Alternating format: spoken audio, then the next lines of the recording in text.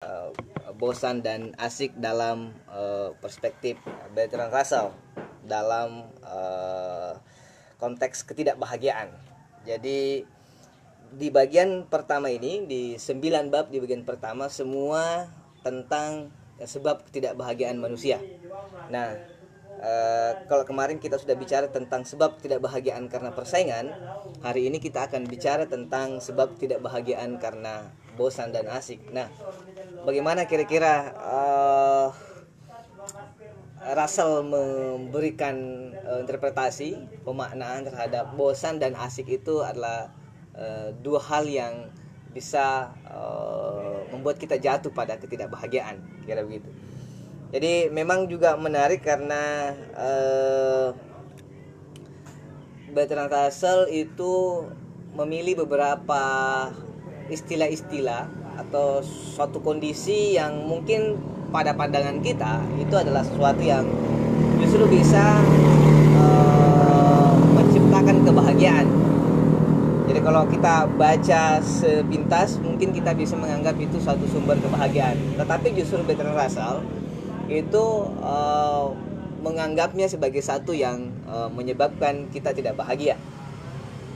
Nah, bagi Russell, bosan itu adalah sesuatu yang istimewa gitu. Jadi bagi Russell, bosan itu adalah sesuatu yang istimewa. Kenapa? Karena bagi Russell paling tidak bosan itu bisa menggerakkan sejarah. Jadi bagi Russell bahwa bosan itu bisa menggerakkan sejarah. Kalau kita mencoba untuk menggunakan istilah dialektikanya Hegel, bahwa sejarah itu digerakkan di atas tegangan, tension antara suprastruktur, raw absolute dengan basic struktur atau sesuatu yang di luar daripada suprastruktur. Jadi kalau kita melihat pandangan Hegel bahwa sejarah ini bergerak di atas tegangan, tension antara suprastruktur raw absolute dengan sesuatu di luar daripada raw absolute. Kalau menurut Bertrand Russell, ia menempatkan salah satu yang menggerakkan sejarah adalah bosan gitu. Nah, nenek saya mau lewat lagi. Ya, jadi minta maaf. Memang natural. Jadi kita tidak setting. Kalau perlu nenek saya bisa melambai dulu sana. Melambai dulu. Begini kita ngangkat dulu. Gini, ada kihi. Ya. Oke. Terima kasih. Ya. Oke, kita lanjut. Bahwa kita sudah Russell melihat bahwa ketidakbahagiaan itu bosan itu menjadi satu unsur yang bisa menyebabkan ketidakbahagiaan, dan ketidakbahagiaan itu menjadi istimewa, dan dia juga adalah salah satu yang bisa menggerakkan sejarah gitu. Menurut Russell begitu banyak peristiwa besar, begitu banyak catatan sejarah sebenarnya dia tilik bahwa itu digerakkan oleh disebabkan oleh kebosanan gitu. Russell mencontohkan bahwa misalkan peperangan, begitu banyak peperangan yang terjadi menurut Russell itu adalah efek dari kebosanan. Misalkan karena bosan hanya memiliki wilayah kekuasaan pada sebatas Romawi, dia harus menggerakkan ke wilayah Turki misalkan dan sebagainya. Atau kerajaan Malawapati, Singasari, Gajah Mada dan sebagainya itu merasa bosan karena hanya menguasai wilayah tertentu. Dia akhirnya mencoba untuk mengatasi kebosanan itu dengan melakukan perluasan, ekspansi kekuasaan, tentu dengan kekerasan dan penjajahan. Nah, itulah yang salah satu yang dilihat oleh Russell, bahwa kebosanan itu tidak bisa dianggap sepele karena dia bisa saja menggerakkan sesuatu dan menciptakan peristiwa besar. Bahkan misalkan dalam hal mikro, bagi pasangan suami istri misalkan karena merasa bosan dan ingin memiliki istri yang lain atau ingin memiliki suami lagi, maka dia menikah lagi gitu. Nah, itu bagi Russell adalah sebab dipantik oleh karena kebosanan. Nah, ini menjadi hal yang sangat menarik karena bisa dibawa ke semua kejadian, bahwa sebenarnya perpindahan kita dari satu kondisi ke kondisi yang lain menurut Russell disebabkan karena kita sedang bosan pada kondisi itu gitu. Nah, bagian bab ini, bab 4 itu berbicara ya, Russell berbicara tentang memberikan latar pada masyarakat Eropa pada saat itu, di mana digambarkan setelah masyarakat industri atau sebelum revolusi industri. Gambaran Russell tentang masyarakat yang aktivitasnya monoton karena masih begitu minim, tempat-tempat rekreasi masih kurang, bisa dibilang ya sangat kurang ya.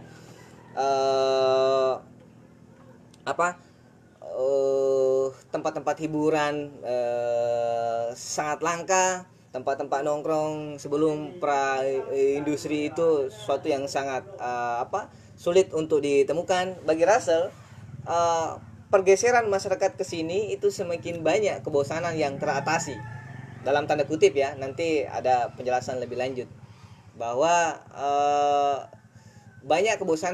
semakin banyak kebosanan yang diatasi dengan cara menemukan tempat-tempat yang bisa mengatasi kebosanan secara sesaat, paling tidak seperti itu menurut Russell. Nah,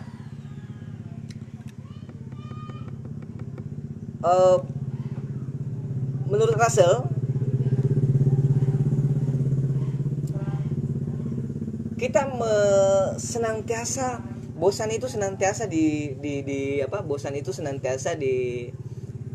ditemukan oleh setiap orang, dikarenakan karena ketika kita menikmati sesuatu, seperti penjelasan yang lalu, ketika kita menikmati sesuatu, kalau saya menggunakan paradigma perilaku dalam teori sosiologi ya, ada teori yang namanya teori pertukaran. Teori pertukaran perilaku itu memiliki salah satu asumsi, yakni asumsi deprivasi kejenuhan. Nah, asumsi ini menyatakan bahwa satu tindakan yang akan diulang apabila memiliki tindakan itu tidak akan diulang apabila memiliki reward yang sama gitu. Nah, kalau saya menghubungkan dengan ini bahwa kita cenderung akan meninggalkan perbuatan-perbuatan kita apabila perbuatan itu memiliki objek kenikmatan yang sama. Jadi kalau rewardnya sama, misalkan kalau hari ini kita makan sanggara pepek, besoknya sanggara pepek lagi, seterusnya sanggara pepek, dan menurut Russell tidak akan ada kepuasan yang sama pada satu objek yang sama pula. Misalkan kalau hari ini kita makan sanggara pepek, akan sama kepuasannya ketika kita makan sanggara pepek di esok hari. Nah, itulah sebabnya sehingga kebosanan itu selalu menggerakkan kita untuk melakukan sesuatu menurut Russell gitu. Nah, menurut Russell yang paling penting lagi adalah karena kebosanan ini adalah sesuatu yang fitrah, menghindari upaya untuk atau kecenderungan untuk menghindari kebosanan itu juga adalah fitrah. Jadi kalau kebosanan adalah sesuatu yang fitrah, dari maksudnya semua orang bisa merasakannya ya. Jangan menganggap bahwa orang yang sukses itu tidak memiliki kebosanan. Nanti kita jelaskan ada di bagian selanjutnya. Tetapi semua orang akan merasakan kebosanan gitu. Tetapi bagi Russell, kita juga memiliki fitrah yang sama bahwa punya kecenderungan juga untuk menghindari, punya kecenderungan, punya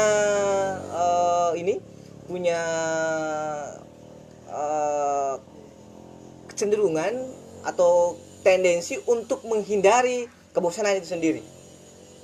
Nah, meskipun kebosanan, karena ini ada di bab tentang ketidakbahagiaan, dibaca sebagai turunan bahwa ini adalah sebab ketidakbahagiaan, tetapi menurut Russell dalam bab ini membagi menjadi dua. Jadi kebosanan itu bagi Russell ada dua. Jadi pertama, kebosanan yang mendorong pada kebaikan ya. Yang pertama, kebosanan yang mendorong pada kebaikan. Yang kedua adalah kebosanan justru melemahkan potensi baik. Jadi menurut Russell ada dua kebosanan yang dimiliki oleh seseorang. Yang pertama adalah kebosanan yang membuat kita menjadi lebih baik atau mendorong untuk melakukan kebaikan. Yang kedua adalah kebosanan justru melemahkan potensi untuk menjadi baik. Nah, karena kita selalu punya kesempatan atau punya kejadian-kejadian yang bisa membuat kita bosan, makanya Russell menganggap bahwa kita harus punya keterampilan untuk mengelola kebosanan. Karena kalau tidak, kita akan memungkinkan jatuh pada ketidakbahagiaan gitu. Jadi namun dari banyak cara, jadi Russell menjelaskan dari banyak cara mengatasi kebosanan, yang paling banyak dipilih oleh orang-orang, yang paling banyak dipilih oleh individu ataupun masyarakat adalah dengan memilih atau mensublimasi melalui kegiatan yang mengasihkan. Itu yang dimaksud hubungannya bahwa antara bosan dan mengasihkan. Tapi nanti jatuh-jatuhnya bahwa bosan dan mengasihkan itu dianggap oleh Russell sebagai dua-duanya hal yang negatif. Tetapi ini sebagai struktur saya harus menjelaskan sebagaimana buku ini gitu. Bahwa menurut Russell dari sekian banyak cara untuk mengatasi kebosanan, cara yang paling banyak ditempuh oleh manusia adalah mengatasi kebosanan dengan memilih atau menggantinya dengan aktivitas yang mengasihkan, kira-kira begitu. Jadi bosan selamanya ada dalam diri manusia atau selamanya akan ditemukan oleh manusia dalam proses perjalanannya, tetapi juga rasa untuk menghindari bosan selalu juga ada gitu.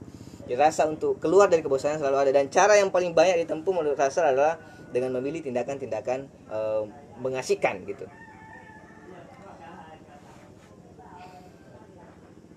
Ya, selamat datang Mulyadi. Nah, karena masyarakat lebih banyak memilih keasikan, kesenangan, kenikmatan, keseruan sebagai jalan untuk mensublimasi, mengganti kebosanan. Tapi menurut Russell, justru keseruan yang berlebihan akan menciptakan kelelahan yang luar biasa. Jadi kenikmatan, keasikan, keseruan yang luar biasa pada batas-batas tertentu, pada level-level tertentu, menurut Russell itu akan menciptakan kelelahan. Dan kelelahan itulah yang akan nanti menjatuhkan manusia kepada bosan yang mengakhirkan melemahnya potensi baik gitu. Jadi ada bosan, setelah kita mengganti kebosanan itu dengan keasikan, menurut Russell pada tingkatan tertentu kebosanan itu keasikan itu akan menciptakan efek lelah yang luar biasa gitu. Juga kalau kita tilik pada pertemuan sebelumnya bahwa ketika kita menemukan satu bentuk atau objek kesenangan atau objek keasikan atau objek keseruan, itu tidak akan menghentikan keinginan kita untuk atau memberikan efek bahagia, tetapi justru itu akan menciptakan keinginan-keinginan baru untuk memenuhi atau merasakan objek-objek kesenangan yang lain atau objek-objek keseruan yang lain. Itulah sebabnya bagi Russell bahwa kesenangan atau keseruan pada level tertentu pada akhirnya akan menciptakan kebosanan juga. Sama dengan tadi yang saya sampaikan bahwa kalau sanggara pepek terus menerus, yang kenikmatan kita makan sehari-hari, sebelumnya kita betul-betul mengimajinasi enaknya, tapi setelah kita dicoba terus menerus, itu akan justru menghilangkan kenikmatannya dan menciptakan kebosanan. Nah, ini yang dimaksud Russell bahwa ketika kita memenuhi kebahagiaan dengan mengalinasi kebosanan dan menciptakan keasikan, pada akhirnya keasikan itu juga menciptakan kelelahan, dan kelelahan itu akan menciptakan kebosanan, kira-kira begitu. Itulah sebabnya menurut Russell kemampuan untuk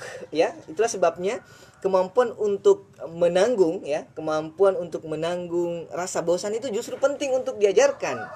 Nah, ini kan di sekolah-sekolah ya lebih banyak, bahkan di Quran pada umumnya ya, lagi-lagi kalau kita melihat bahwa begitu bahayanya pandangan pada umumnya masyarakat mengajarkan kepada anak-anaknya atau kepada siapa saja, bahkan di dalam dunia pendidikan pun kita ajarkan agar orang tidak bosan gitu.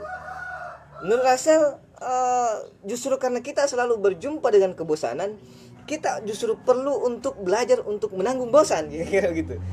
Karena coba perhatikan, metode-metode belajar, misalkan kalau ada yang dibosankan peserta didik, kita ganti lagi, cari lagi cari lagi metode pembelajaran atau model pembelajaran yang mengasihkan. Padahal bisa saja yang membosankan itu bagi Russell itu berbuah kebaikan, kira-kira begitu. Jadi menurut Russell, kalau kita senantiasa selalu mengganti kebosanan dengan keasikan itu tadi, justru itu yang dimaksud kebosanan yang akan berbuah pada penderitaan, karena masuk pada lingkaran kenikmatan-kenikmatan yang menciptakan kebosanan baru gitu. Itulah sebabnya bagi Russell, maka perlu sekiranya kita justru belajar untuk menanggung rasa bosan. Ini kan suatu kenapa kita mau merasakan bosan, padahal fitrah tadi itu kan kita mencoba untuk menghindari rasa bosan. Russell tidak menafikan bahwa kita punya fitrah untuk menghindari rasa bosan, tapi menurut Russell sangat penting untuk mengajarkan untuk menanggung atau mengelola rasa bosan. Karena perlu diketahui bahwa semua fase-fase yang kita lihat itu luar biasa, atau mungkin kita melihat tokoh hebat, ya, kita luput terkadang yang melihat bahwa sebenarnya dia melewati, orang yang kita anggap hebat itu dia telah melewati berbagai macam kebosanan, atau dia telah mengelola berbagai ragam kebosanan. Tetapi karena kita hanya melihat pada titik kesuksesannya, sehingga kita melihat bahwa itu hebat sekali, nikmat sekali, ya, sudah sangat sukses luar biasa. Tapi kita tidak mengetahui di balik itu sebenarnya dia telah mengelola kebosanan. Bahkan menurut Russell bahwa orang-orang yang sukses besar itu selalu punya kemampuan untuk melawan rasa bosannya, dalam artian untuk mengelola rasa bosannya. Nah, kita lanjut. Kalau kita memperhatikan tokoh-tokoh besar, kalau kita memperhatikan orang-orang besar yang ada, bahkan filsuf semacam Socrates, bahkan kalau sufi tentu pasti dia orang-orang yang sudah menyelesaikan rasa bosannya, bahkan ya sufi ya, yang melakukan suluk atau perjalanan spiritual, bahkan siapa ini, Darwin, Einstein. Kalau tokoh-tokoh besar ini tidak mampu mengelola rasa bosannya, dia tidak akan menjadi orang besar sebagaimana yang kita temukan saat ini. Kenapa? Seperti Einstein dalam menemukan rumus kecepatan cahaya sama dengan mc pangkat 8, itu tidak mungkin kalau dia tidak istilahnya trial and error. Dia tidak mencoba terus-menerus. Kalau mentalitas seperti kita itu mencoba sekali dua kali langsung buyar, atau langsung lemah motivasi, atau langsung menyerah, putus asa, kita tidak akan menjadi orang-orang besar. Kita tidak akan muncul menjadi orang-orang besar. Itulah sebabnya Russell menekankan bahwa penting untuk melihat bahwa di balik hasil yang nampak itu selalu ada proses melawan kebosanan.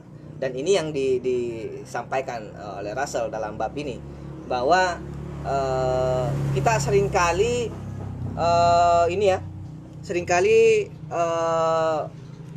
menganggap bahwa bosan itu adalah sesuatu yang negatif, sehingga setiap kita bosan kita menghindari kebosanan itu, pergi ke tempat yang tempat hiburan dan lain sebagainya.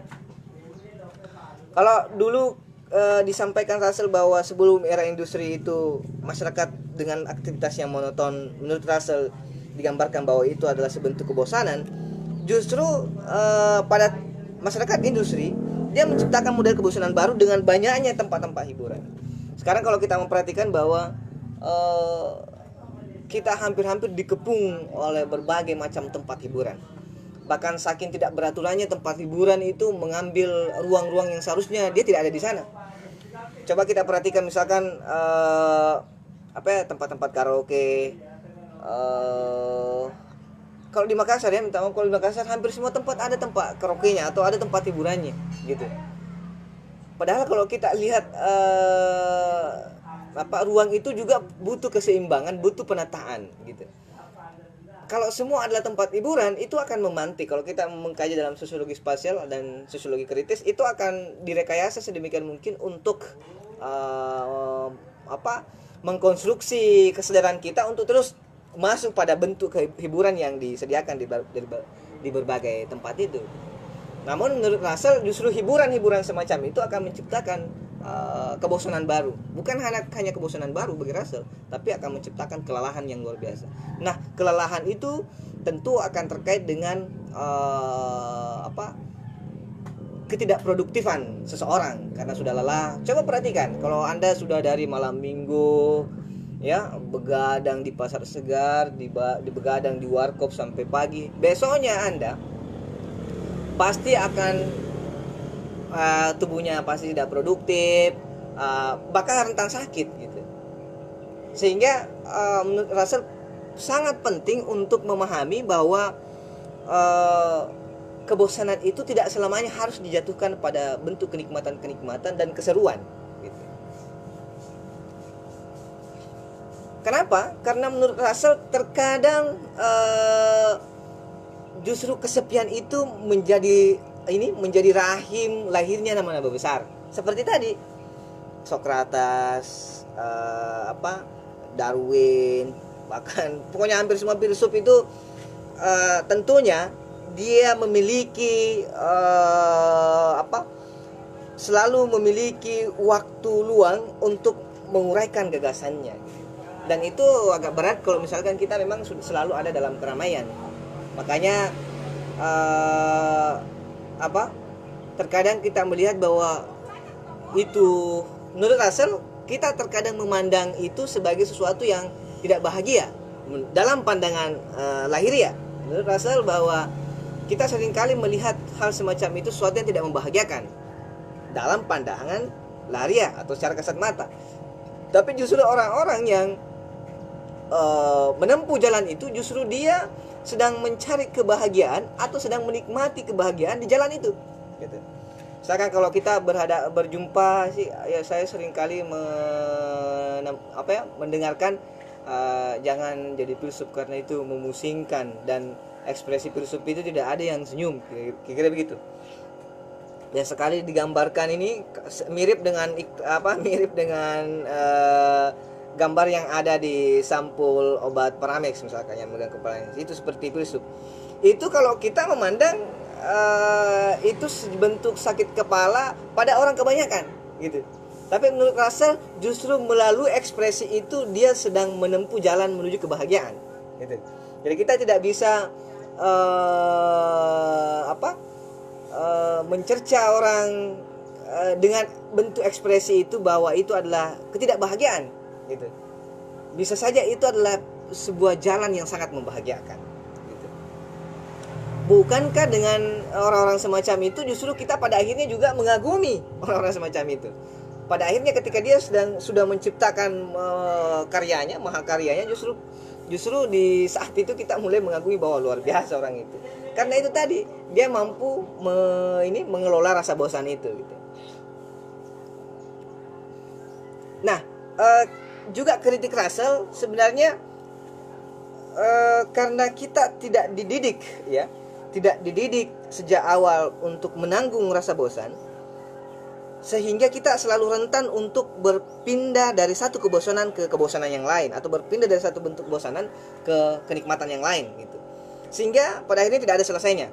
Menurut Russell, kita tidak punya ketahanan itu juga disebabkan karena orang tua kita terdahulu itu tidak mendidik kita untuk tahan terhadap kebosanan. Jadi semacam ketahanan terhadap rasa bosan gitu. Menurut Russell ini penting gitu. Karena seperti tadi saya sampaikan, kalau setiap model pembelajaran peserta didik bosan, kita harus berpindah, kita akan berkutat pada metode pembelajaran terus-menerus atau model pembelajaran terus-menerus, tapi mungkin saja konten yang dibawakan yang memang mungkin memerlukan suasana keseriusan itu tidak diinginkan. Padahal begitu banyak orang yang memahami sesuatu melalui proses yang serius seperti itu gitu. Jadi menurut Russell kita juga tidak bisa serta-merta harus menghindari kebosanan dengan kenikmatan, karena itu rentan membuat kita tidak tahan terhadap tantangan, tidak tahan terhadap suatu ujian dan cobaan. Nanti saya hubungkan dengan ini. Ini menarik sekali, saya hubungkan dengan PSBB, lockdown, dan pandemi ini. Karena kita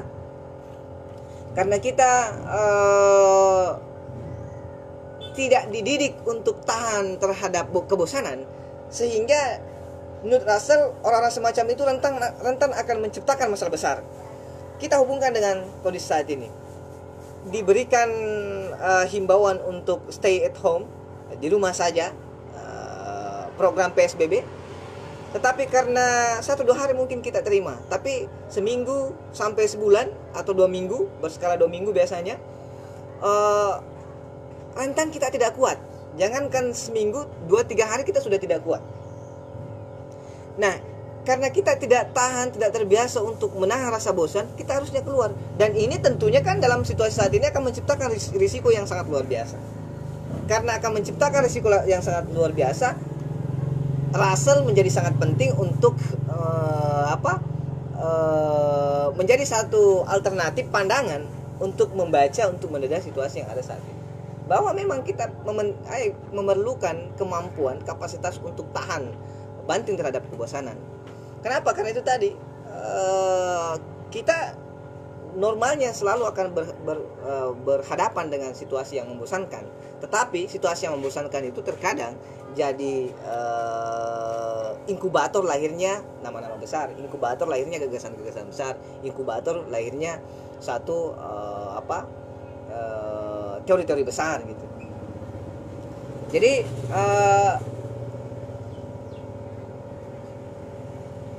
tidak boleh semudah itu kita selalu menghindari kebosanan hanya karena ingin mendapatkan situasi normal dan menyenangkan, karena menurut Russell situasi itu juga lebih berbahaya. Itulah sebabnya Russell dalam buku ini menyampaikan bahwa kita bisa saja menghindari karena ketidakmampuan kita menahan rasa bosan, kita bisa masuk kepada bentuk kebosanan yang lebih buruk lagi gitu.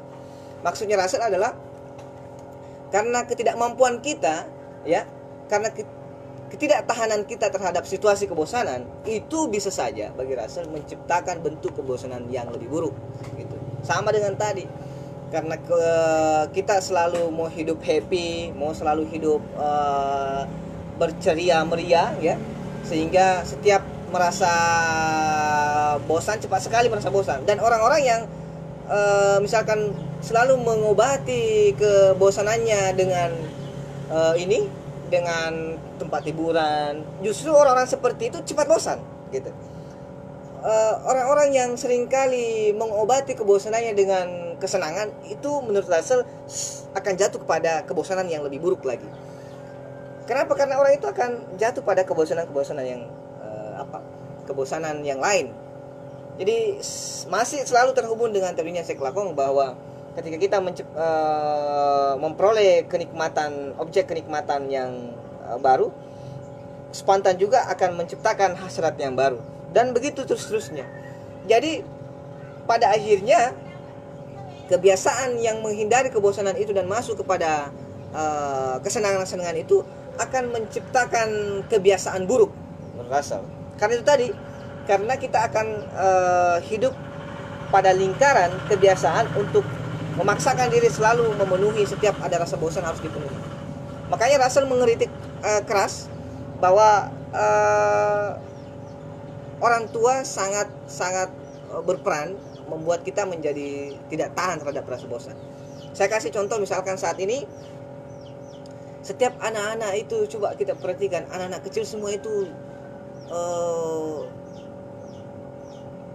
gadget menjadi menjadi kalau bahasa bagusnya itu pamekona, apa istilahnya kalau dalam bahasa Indonesia, dia akan menjadi sesuatu yang bisa menghentikan sejenak.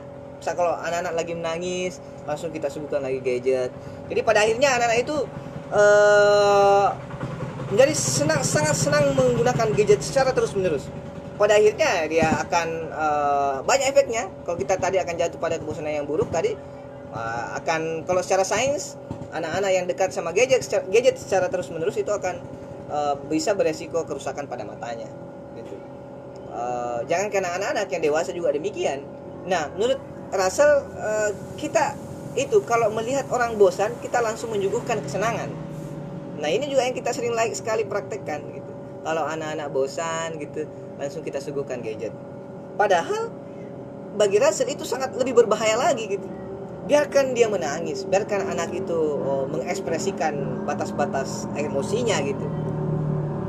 Karena kalau kita memberikan dia kesempatan untuk mengatasi kebosanannya dengan kesenangan, itu akan menciptakan penderitaan yang luar biasa pada akhirnya. Sekiranya itu gambaran yang disampaikan oleh Russell dalam buku ini. Saya mengutip satu dalam buku ini tentang, karena kalau ada tentang cintanya saya coba sampaikan. Biasanya pemirsa itu senang sekali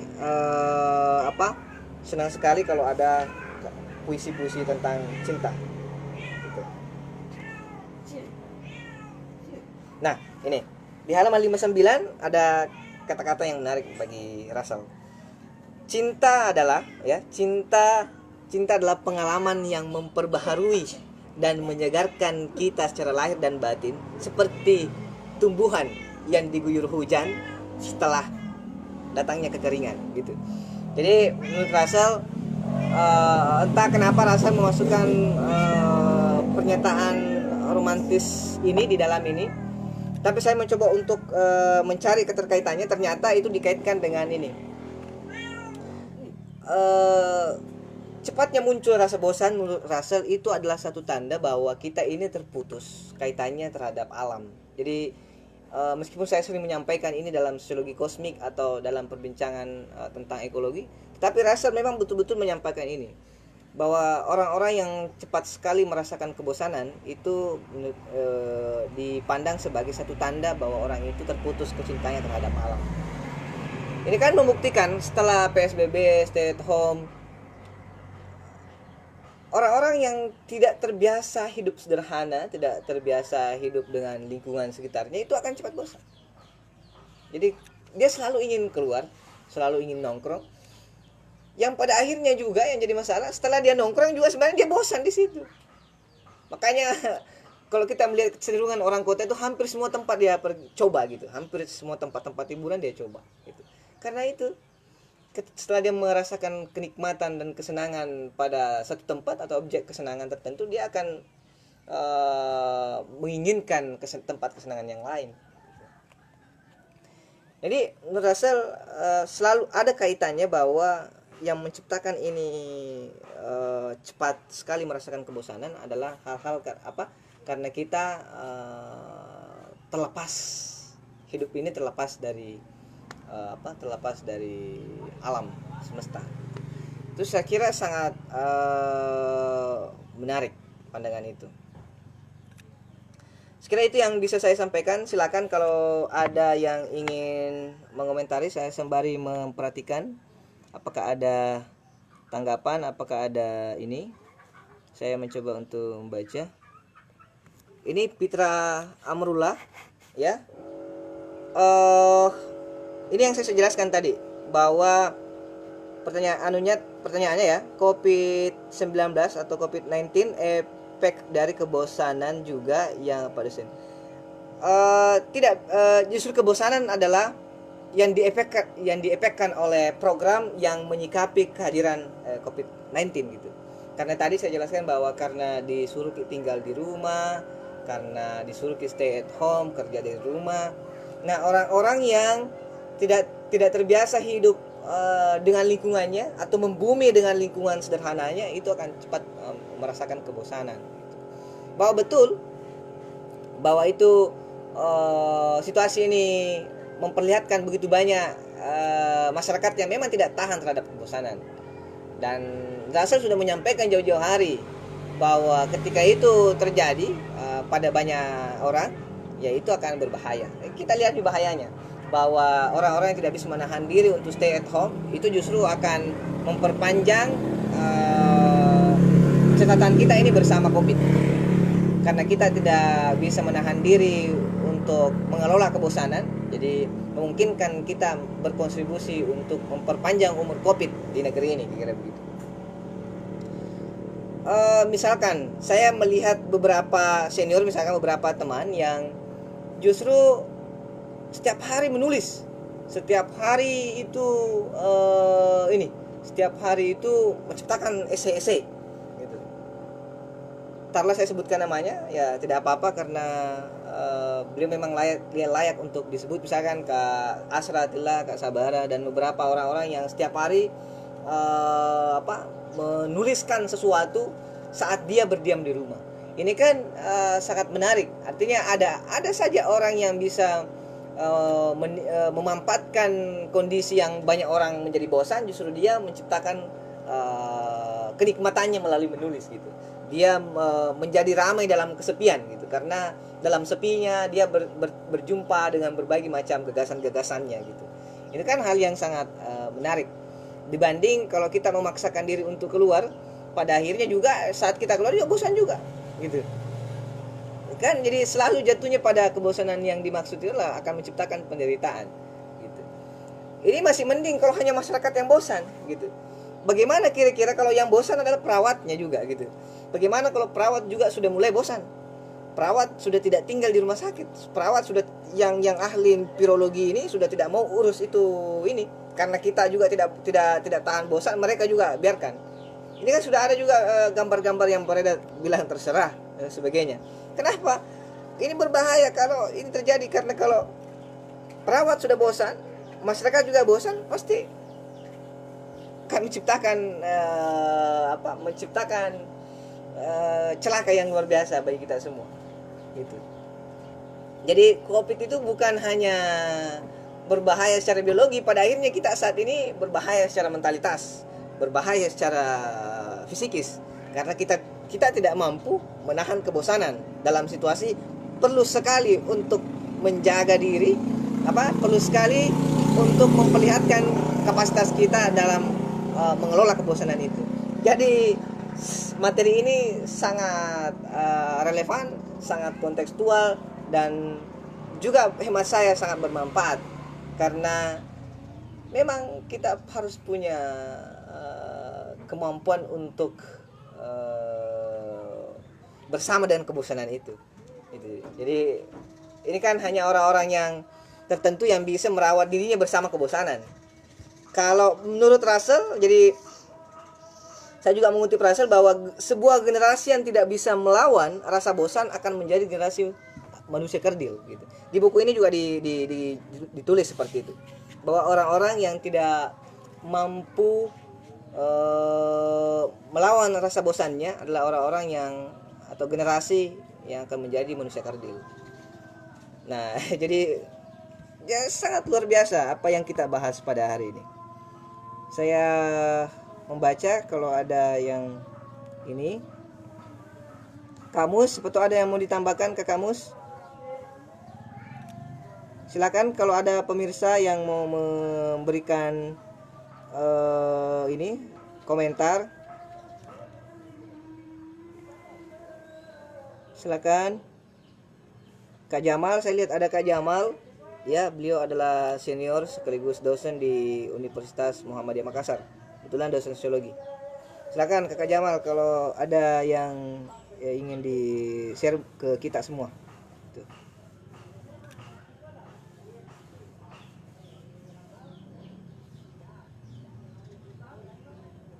Ada Kak Aswar Anas, silakan. Kalau ada Kak Andir, silakan Kanda. Taslim, Mulyadi, dan semuanya yang saya tidak bisa sebutkan satu persatu, silakan berkomentar kalau ada. Jadi intinya itu ya tadi, bahwa satu sisi Russell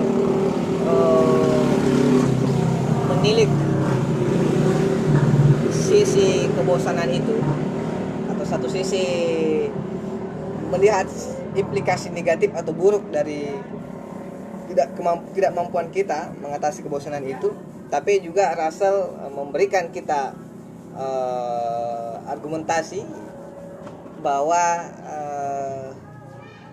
justru kita penting untuk belajar menahan diri dari kebosanan. Ini kan berbahaya kalau baru seminggu kuliah bosan nih. Apakah kita harus gantikan sebagaimana kita mengganti model pembelajaran? Apa kita harus mengganti juga kampusnya? Ini kan sesuatu yang rumit sekali ya. Ini sesuatu yang sesuatu yang buruk sekali efeknya. Silakan kalau ada masukan. Terima kasih banyak semua yang nonton hari ini. Alhamdulillah semakin hari semakin bertambah. Tadi sudah sempat mencapai ratusan ya, mencapai 100 lebih. Seperti yang saya sampaikan bahwa kita selalu ya, seperti Russell juga menyampaikan bahwa sangat penting untuk memiliki pemahaman tentang hidup, karena hidup ini bukan tanpa masalah. Karena hidup ini dipenuhi dengan masalah, makanya kita ada, dan tidak cukup ada, tetapi harus memahami keberadaan hidup ini. Karena ada kualitas-kualitas tertentu yang harus dicapai dari fase yang sedang kita jalani di dunia ini, kira begitu. Silakan kalau ada tambahan. Jadi insya Allah besok kita mudah-mudahan kita sehat walafiat semua, bisa menonton kembali, bisa saya menjelaskan kembali. Kita akan masuk ke bab 5 tentang rasa lelah.